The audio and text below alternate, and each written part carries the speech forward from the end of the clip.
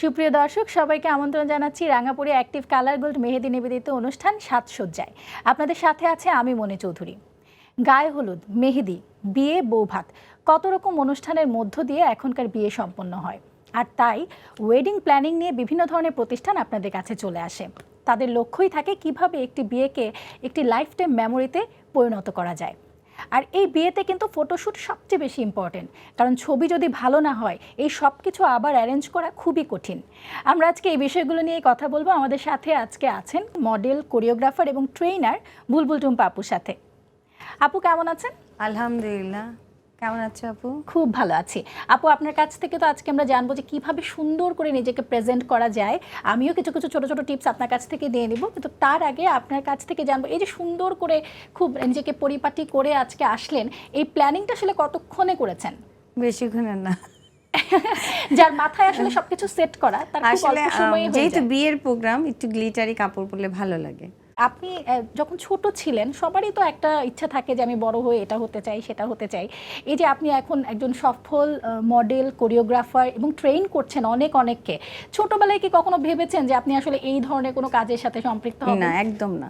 সেই আচ্ছা ইচ্ছাটা কি একদমই না। ছিল? আসলে আমার ইচ্ছাটা ছিল আমি মাল্টি ন্যাশনাল কোম্পানিতে জব করব। আচ্ছা, আমি পড়াশোনা করব, পাবলিক লাইব্রেরিতে, ঢাকা ইউনিভার্সিটি পাবলিক তোমার লাইব্রেরিতে যাই বই পড়বো। আমি পড়েছিও, মানে তখন বড় আপুর হাত ধরে যে পাবলিক লাইব্রেরিতে বই পড়তাম। সাডেনলি আমার লাক ফেভার করে নাই, আসলে আমার মোড় ঘুরে যায় লাইফে, তখন যে আমি মডেল হয়ে যাই। সেটা কোন সময়টাতে? যখন আমি ঘটনাটা স্কুলে কি পড়ি। ঘটেছিল? কখন শুরু করলেন, সেটা কিভাবে? আমি যখন স্কুলে পড়ি তখন আমার চাচার বিয়ে, যেহেতু আব্বু আম্মু মারা গেছে, আমি অনেক অনেক ডিপ্রেশনে ছিলাম। তো চাচুর বিয়ে ছিল, চাচুর বিয়ে খেতে যাই, চাচুর ফ্রেন্ড মডেলিং করতো। তো সে আমাকে দেখে, তখন আমি স্কুলে পড়ি, তো হাই স্কুলে, তো সে তখন দেখে বলছে যে ও তোর ভাস্তিটা অনেক কিউট মডেলদের মতো দেখতে, আমি অনেক শুকনা আর একটু ট্যাং স্কিন, আমার সবসময় পছন্দ, আমি এখনও পছন্দ করি। তো ওই কালারটা আমার ছিল। তো তখন 1 বছর চাচ্চুর ফ্রেন্ড লেগেছিল যে চাচ্চুর সাথে যে দে না।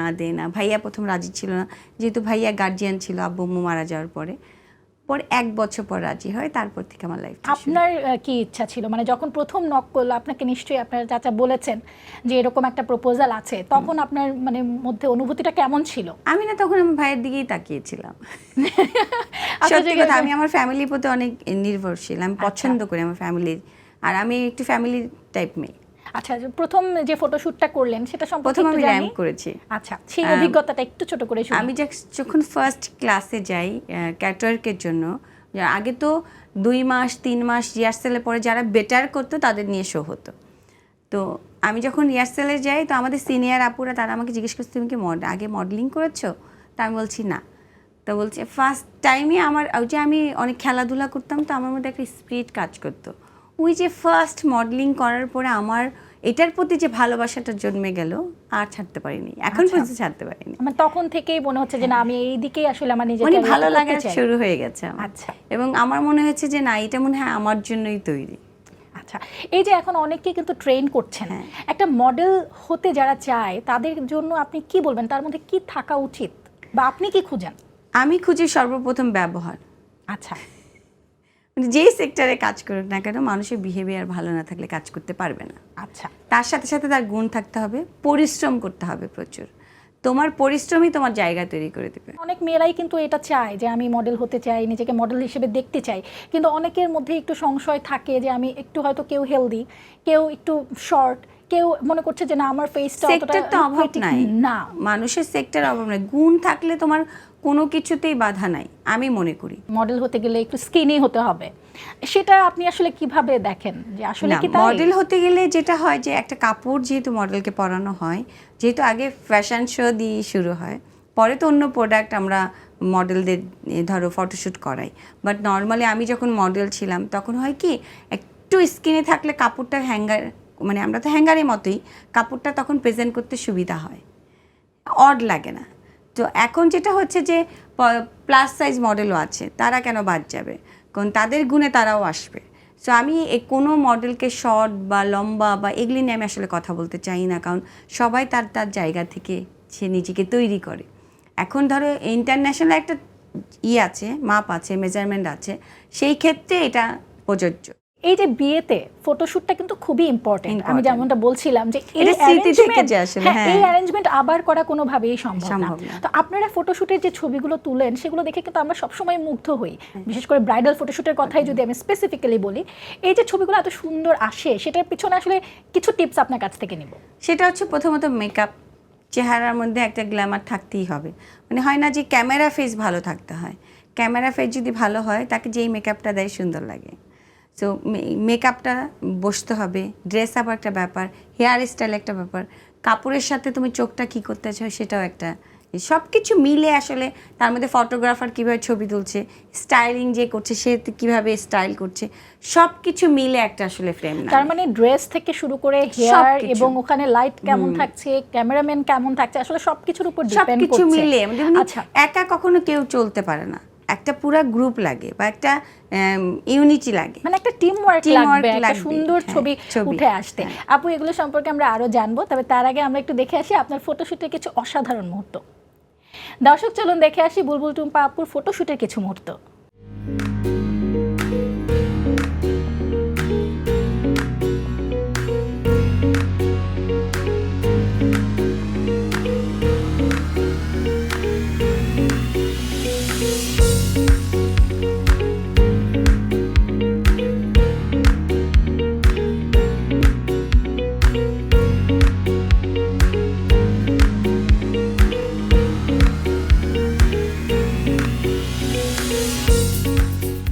দর্শক দেখে নিলাম বুলবুল টুম্পা আপুর ফটোশুটের অসাধারণ কিছু মুহূর্ত। ফিরছে আড্ডায়।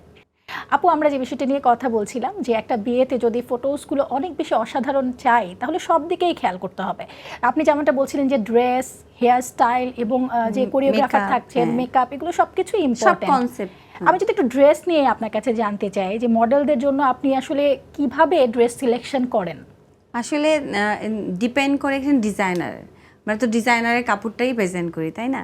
ডিজাইনার কোন কাপড়টা দিতে চায়, ওই মডেলটার সাথে এই কাপড়টা যায় কিনা, সো ওই সব, এবং তখন চলটা কি চলছে, আচ্ছা, তখন যে স্টাইলে কাপড় চলছে সেটা। আর যদি মনে করে যে না আমি একটু আগের 60s 70s বা 80s ওই গেট আপে ছবি তুলবো, সেটাও করতে পারে।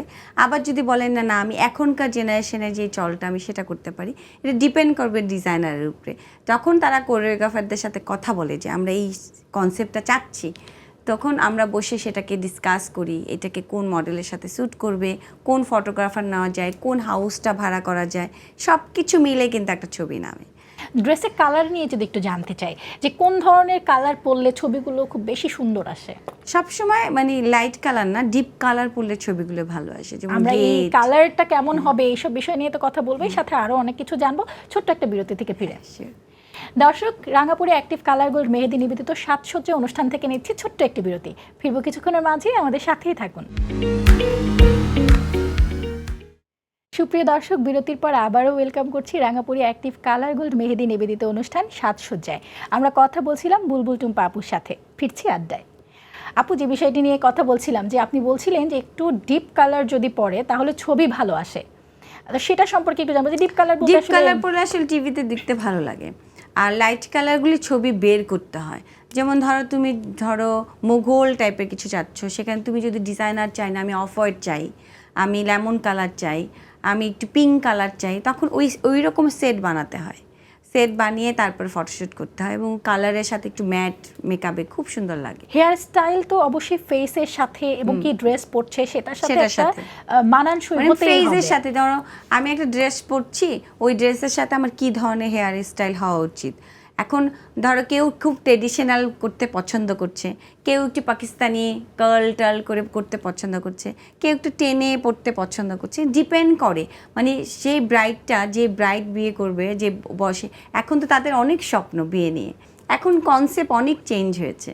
তো ওই কনসেপ্ট অনুযায়ী যে বিয়ে করছে তার অনেক প্রায়োরিটি থাকে, কারণ তার তো স্বপ্ন এটা। তারপর একটা মেয়ে কিন্তু চায় যে আমার বিয়ের দিনটাতে আমাকে খুব বেশি সুন্দর লাগে, মানে যেটা বেস্ট আমাকে লাগতে পারে।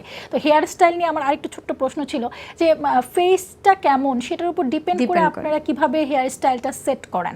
মানে কারো দেখা যায় একটু চাবি ফেস থাকে, কারো ফেসটা একটু স্কিনি থাকে, সেটা দিয়ে আপনারা কিভাবে নির্ধারণ করেন যে কোন হেয়ার স্টাইলটা মানাবে? এটা তো সবসময় মেকআপ আর্টিস্ট বলতে পারবে, বাট আমরা যেটা করি যে আমার ধরো যখন আমি স্টাইল করতে চাই তখন আমি তাকে একটা কনসেপ্ট দিই যে আমি আসলে এই কনসেপ্টে কাজ করতে চাই।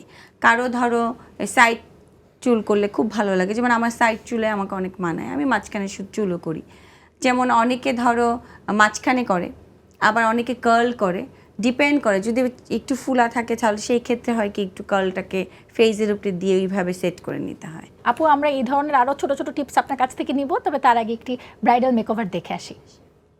দর্শক চলুন দেখে আসি একটি ব্রাইডাল মেকওভার।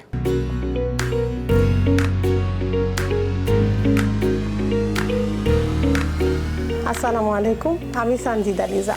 আমার পার্লার হচ্ছে দিবাস গ্ল্যাম বাই সঞ্জিদা লিজা। আমি আজকে আপনাদেরকে একটা ব্রাইডাল মেকওভার দেখাবো, আর আমার সাথে মডেল হচ্ছে লাবণ্য। চলুন দর্শক, তাহলে আমরা ব্রাইডাল মেকআপটা স্টার্ট করে দিচ্ছি।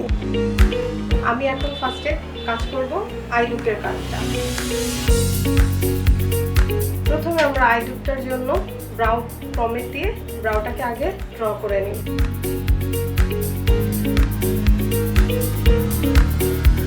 আমার ব্রাউটা ড্র করা শেষ হয়ে গেছে। এখন আমাকে ব্রাউটাকে একটু কনসিল করে নিতে হবে কনসিলার দিয়ে।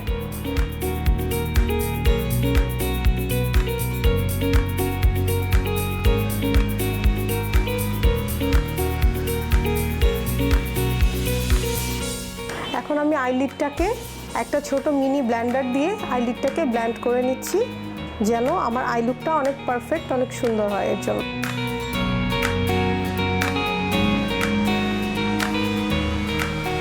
আমি আমার কাজের সুবিধার্থে হেয়ার স্টাইলটা আগেই করে নিয়েছি। আমি এখন হাইলাইটার দিয়ে ব্রাউ বোনটাকে হাইলাইট করে নিব।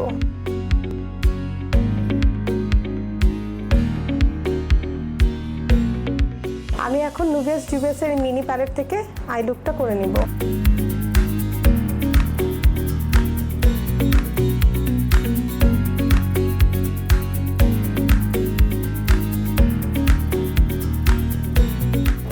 এখন আমি গ্লিটারটা ইউজ করব।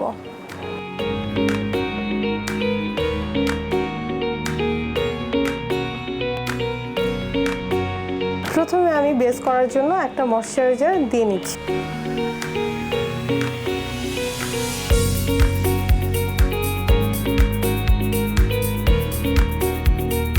এখন আমি একটা কনসিলার দিয়ে ফেসটাকে কনসিল করে নিব।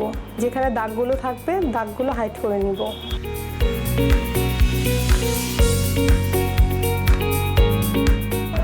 এখন আমি আমার মডেলের স্কিন টোন অনুযায়ী আমি ফাউন্ডেশন অ্যাপ্লাই করে নিব।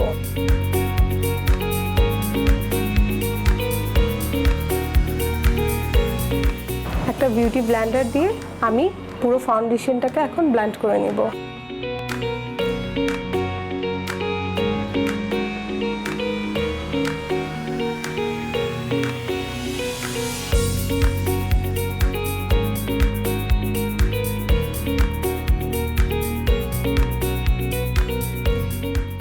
আমি লিপস্টিকের কালারটা হালকা দিচ্ছি, কারণ আমি চাচ্ছি আমার ব্রাইডালের লুকটা যেন পাকিস্তানি ব্রাইডালের লুকের মতো আসে।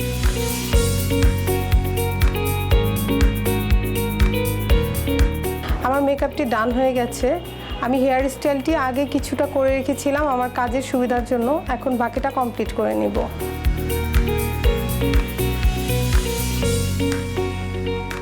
আমার হেয়ার স্টাইল কমপ্লিট হয়ে গেছে। এখন আমি আমার ব্রাইডকে গহনাগুলো পরিয়ে নিব।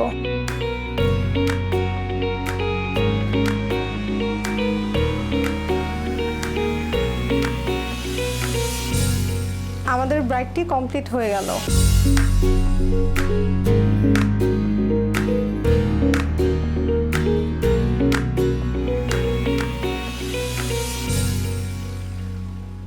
দেখে নিলাম একটি ব্রাইডাল মেকওভার। ফিরছি আড্ডায়। আপু, এবার আপনার কাছ থেকে যেটা জানবো, কোনো একটা পার্টিতে আপনি যখন যান কি কি মাথায় রেখে নিজেকে রেডি করেন?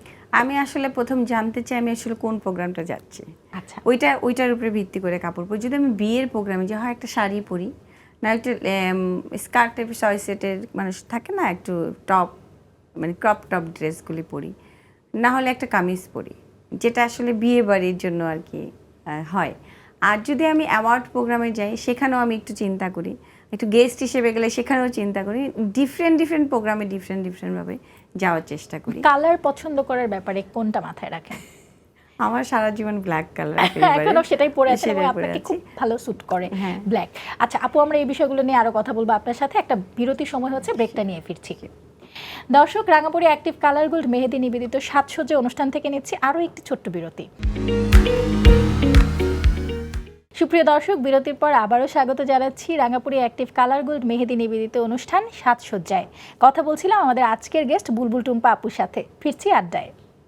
আপু, আপনার কাছ থেকে যেটা জানলাম যে আপনি ব্ল্যাক পড়তে পছন্দ করেন। আমি ব্ল্যাক পড়তে পছন্দ করি, কিন্তু তার সাথে সাথে আমার গ্রিন কালার খুব পছন্দ, রেডও পছন্দ। কারণ যেখানেই যান ওখানে ছবিটা কেমন আসবে সেটা নিশ্চয়ই মাথায় থাকে। হ্যাঁ, মাথায় থাকে। যেমন আমাদের সময় আমরা এটা আসলে মাথায় তেমন একটা রাখতাম না, বাট এখন অনেক রাখতে হয় যে ছবিটা কেমন আসবে। আর এটা তো আসলে সব মেয়েদেরই আসলে ছবি তোলা নিয়ে একটা ফ্যাসিনেশন থাকে, যেখানেই যাই একটু। হ্যাঁ, আর সাজ করতে আমার যেমন অনেক হেভি সাজি না, বাট যখন সাজি একটু পরিপাটি থাকতে আমার পছন্দ। মাঝে মাঝে এমনটা হয় না যে একটা প্রোগ্রাম পড়ে গেছে, আপনাদের যেহেতু অনেক অনেক ইভেন্ট থাকে, যে একদমই সাজগোজ করতে ইচ্ছা করছে না, কিন্তু তারপরেও কিছু একটা তো টাচ আপ করতেই হয়, তখন আসলে কি করেন? আমি একটু ডিপ কালার লিপস্টিক পরে ফেলি, আর একটা আইল্যাশ পরে ফেলি, তাহলে হয়ে যায়। আর চুলটা আমি বেশিরভাগ সময় হয় না যে আমার চুল করতে অনেক অলসতা, বাট তারপরে ডিপেন্ড করে কোন প্রোগ্রামে যাচ্ছি। একটু আয়রন করে নিলাম, একটু কাল করে নিলাম। হেয়ার মানে কেয়ারটা কিভাবে নেন? আমি মাসে একবার অয়েল ম্যাসেজ করাই বা স্পা করাই। আমি হয় মেহেদি দিই, না রুট কালার করি, আমার যখন যেটা মন চায় পার্লারে যে আমি করি।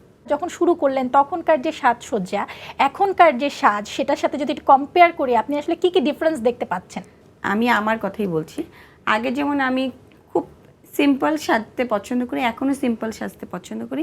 এখন যেমন তোমার এই গ্লসি যেটা যে ইউজ করে, একটু পিঙ্ক গাল করে ফেলে, একটু হয় না, এখন যে যেভাবে নিজেকে দেখতে চায়, এখন ওই জায়গাটা থেকে আসলে তুমি কিভাবে সাজতে চাও, তোমার চেহারায় কি মানায়, সেটা তোমার উপরে ডিপেন্ড করবে। আবার আমি কি সাজতে চাই সেটা আমার উপরে ডিপেন্ড করবে। সাজ যে যেভাবে কমফোর্ট আসলে সেটাই। আপু, এবার আপনার বিয়ে নিয়ে আমি একটু জানতে চাই, নিজের বিয়েতে নিজেকে কিভাবে দেখতে চান? প্রথমত আল্লাহ যেদিন বিয়ের ফুল ফোটাবে সেদিন করব। আচ্ছা, তারপরে আমরা একটু জানবো। তারপরে বিয়ের পরিকল্পনাটা আমি যখন তখন যেই চলটা থাকবে সেটা চিন্তা করব। তার মাঝে আমার ট্রেডিশনাল খুব পছন্দ। কাতান বা জামদানি এগুলোকে আসলে বোঝানো হয়, আপনি কোনটাকে প্রেফার করেন? আমি ট্রেডিশনাল কাতান জামদানি তখন যদি যেটা ভালো লাগবে পরবো, কারণ ট্রেডিশনালটা না সারা জীবন থেকে যাবে, ওই পিকচারটা কখনো পুরান হবে না। আর আমরা কিন্তু দেখতে পাচ্ছি যে অনেক আগে আমাদের মা খালাদের সময় আসলে যে ফ্যাশনটা ছিল সেটা একটা সময় চলে গিয়েছিল, এখন আবার সেটা আসছে। না, তুমি এটা দেখো, ফ্যাশন শোর ক্ষেত্রে বলো, স্টাইলিং ক্ষেত্রে বলো, যেই ক্ষেত্রেই বলো না কেন, পুরানো জিনিসগুলো আবার ফেরত আসে, জাস্ট একটু মডিফাই হয়। আমি তো অনেক পুরানো হিস্টোরি নিয়ে শো করি, পুরানো ক্যারেক্টার নিয়ে শো করি, তা আমার অনেক ঘাটতে হয়। হ্যাঁ, আর আমার যেমন 60s সাজ খুব পছন্দ, একটু টেনে দেয়, একটু খোপাটা বড়, খুব ভালো লাগে কিন্তু দেখতে। এবং শোতে না ওই জিনিসগুলো স্টেজে খুব সুন্দর লাগে এবং ডিফারেন্টও লাগে, কিন্তু ডিফারেন্ট লাগে। আপু, আপনার কাছ থেকে একটু জানবো যে এখন কি কি কাজ নিয়ে ব্যস্ত আছেন? আলহামদুলিল্লাহ, ঈদের কাজ নিয়ে আমি অনেক ব্যস্ত। নারী দিবস গেল, আমি অনেক বড় বড় দুটো শো করেছি এবং সেখানে একটা সম্মানীয় পেয়েছি, অ্যাওয়ার্ড দিয়েছে আমাকে। কংগ্রেচুলেশনস। Thank you. আর তার সাথে সাথে ঈদের কালেকশন চলতেছে, ঈদের শোগুলি চলছে, সেটাও করে আসলাম প্রথম আলো। সো অনেক ব্যস্ত, এবং তার সাথে সাথে কিছু টিভির কাজ চলছে বাচ্চাদের, সেটাও করছি। তো আলহামদুলিল্লাহ অনেক কাজ নিয়ে ব্যস্ত। যারা নতুন এই মডেলিংয়ে আসতে চায় তারা আসলে কিভাবে নিজেকে তৈরি করতে পারে? সর্বপ্রথম তারা একটা ভালো টিচারের কাছে যাওয়া উচিত। যেমন আমরা ছোটোবেলায় ধরো আমরা অসুস্থ হলে কী করি, একটা ভালো ডাক্তার খুঁজি, তাই না? বা আমরা টিচারের কাছে যেতে হলে কোন টিচারটা ভালো পড়ায়, তো ওই রকমই যার কাছে যাচ্ছি তার সম্বন্ধে জানা উচিত। স্কিন কেয়ারটা সম্পর্কে একটু জানবো, যেহেতু অনেক অনেক হেভি মেকআপ নিতে হয় মডেলদের, এবং আপনি নিজেও বিভিন্ন ধরনের মডেলিং করেন, আমার রেগুলারই মেকআপ নিতে হয়। এই যে স্কিনটাকে ভালো রাখার জন্য কি করেন? বেশি করে পানি খাওয়া উচিত। আচ্ছা, বেশি করে পানি খাওয়া উচিত, ফল ফ্রুট খাওয়া উচিত, জুস খাওয়া উচিত, আর ফ্রেশ থাকা উচিত। স্কিনটাকে রাতে বেলা ভালো করে ক্লিন করে ঘুমানো উচিত। অনেকেরই কিন্তু এটা তো টেন্ডেন্সি থাকে যে খুব টায়ার্ড হয়ে পাশে আমি মাঝে মাঝে করে ফেলি, এটা কিন্তু স্কিনের জন্য কিন্তু ক্ষতিকর। আমি মাঝে মাঝে আসলে অনেক টায়ার্ড হয়ে ঘুমায় যাই, পরে মনে পড়ে রাতেবেলা যে ঘুমের মধ্যে অনেক সময় দেখা যায় যে আমি আমার আবার একটা পজিটিভ দিকে আমার তেল উঠে স্কিনে প্রচুর, অয়েলি স্কিন। সো ওই কারণে হয়তো বা বেঁচে যাই। আর আমি যতটুকু করি আর কি, আর বেশি করে পানি খাও, জুস খাও, ফল খাও, টক দই যদি খেতে পারি সেটা আরও ভালো। প্রত্যেকটা মানুষের, আমি মনে করি, তুমি তো ডাক্তার, তুমি তো ভালো করে জানো যে ঘুমটা কিন্তু খুব দরকার। ঘুম না হইলে কিন্তু স্কিনের অবস্থা 12টা বাজে। আপু আপনার সাথে আড্ডা দিয়ে কিন্তু আমার খুব ভালো লাগছিল, ইচ্ছা করছিল আরো অনেক কিছু কথা বলি আপনার সাথে, কারণ অনেক অনেক টিপস কিন্তু আমি আমার নিজের জন্য নিয়ে নিলাম। সময় একদম শেষ, আপনাকে অসংখ্য ধন্যবাদ, আপনি এসেছেন। আমাদের দর্শকদের উদ্দেশ্যে আপনার যদি কিছু বলার থাকে। অবশ্যই আমি বলবো মানুষকে পজিটিভ কথা বলবেন, হেসে কথা বলবেন। মানুষকে আমরা যদি উৎসাহ দিয়ে মানুষ ভালো কিছু করবে, আমরা যদি মানুষকে নেগেটিভ না বলে একটু পজিটিভ বলি, পজিটিভ বলে যেটা হবে আপনিও ভালো থাকবেন, আমিও ভালো থাকবো, আর হেসে কথা বলবো। আর সবার জন্য আমার জন্য দোয়া করবেন, আর সবাইকে সবসময় ভালো উপদেশ দিবেন, আর না পারলে দিবেন না, কিন্তু নেগেটিভ কিছু বলেন না, যেন মানুষের লাইফটা আমরা হেল করে না দিই। ধন্যবাদ, আমার জন্য দোয়া করবেন। সুপ্রিয় দর্শক, এই ছিল আমাদের আজকের আয়োজন, রাঙাপুরি অ্যাক্টিভ কালার গোল্ড মেহেদি নিবেদিত সাজসজ্জা। আশা করি আপনারা সবাই খুব এনজয় করেছেন। আমাদের পরবর্তী পর্বে দেখা হবে। সবাই ভালো থাকুন এবং অবশ্যই নিজের খেয়াল রাখুন।